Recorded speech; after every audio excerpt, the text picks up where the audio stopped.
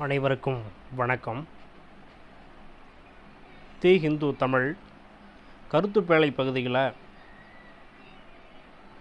உண்மை நின்றிட வேண்டும் என்ற ஒரு தலைப்பில் ஒரு கட்டுரையாக ஆசிரியர்கள் வழங்கியிருக்கிறார்கள். திறமைக்கு வாய்ப்பளிக்கும் பிரதிபா சேது திட்டம் அண்மையில் கொண்டு வரப்பட்ட ஒரு நன்மை பயக்கும் திட்டம். மத்திய அரசு பணியாளர் தேர்வாணையம் நடத்தும் தேர்வுகளில் நேர்காணல் வரை சென்று தேர்ச்சி பெற்றாலும் வேலைவாய்ப்பை பெற முடியாதவர்களுக்காக பிரதிபா சேது என்ற திட்டத்தை அறிவித்திருக்கிறது மத்திய அரசு பணியாளர் தேர்வாணையம். யூபிஎஸ்சி குடிமைப்பணி தேர்வுகளில் இறுதிக்கட்டம் வரை சென்றும் பணி வாய்ப்பை பெற முடியாதவர்கள் மத்திய அரசு, பொதுத்துறை நிறுவனங்கள், தனியார் நிறுவனங்கள் ஆகியவற்றில் வேலைவாய்ப்பை பெறும் வகையில் இந்த திட்டம் செயல்படுத்தப்படும் என்பது பாராட்டுக்கு உரியது.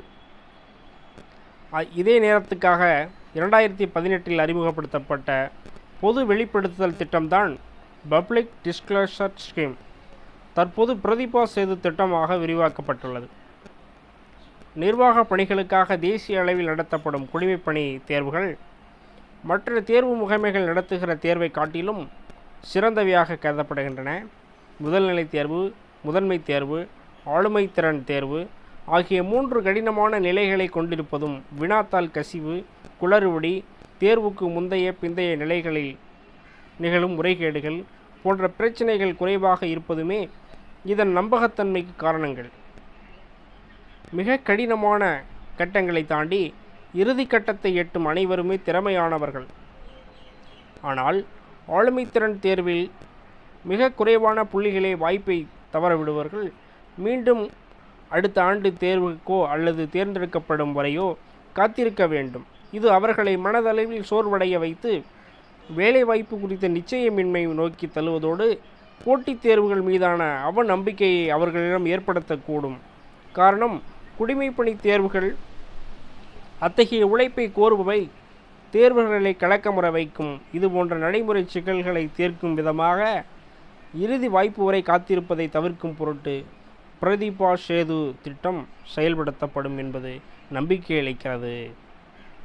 மத்திய அரசு பணியாளர் தேர்வாணையத்தின் தகவல் படி 2024 5,80,000க்கும் அதிகமானோர் யூபிஎஸ்சி முதல்நிலை தேர்வை எழுதினர். அவர்களில் 14,627 பேர் முதன்மை தேர்வுக்கு தேர்வாகினர்.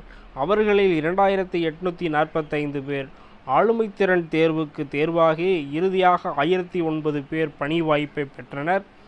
ஆளுமை திறன் தேர்வுக்கு தேர்வான அனைவரும் மிக கடினமான தேர்வு நிலைகளை கடந்து வந்த தகுதி வாய்ந்த நபர்கள் என்கிற நிலையில் அவர்களது திறன் உற்பத்தி சந்தைக்கு உடனடியாக பலனளிக்காமல் போவதும் வருந்தத்தக்கதே.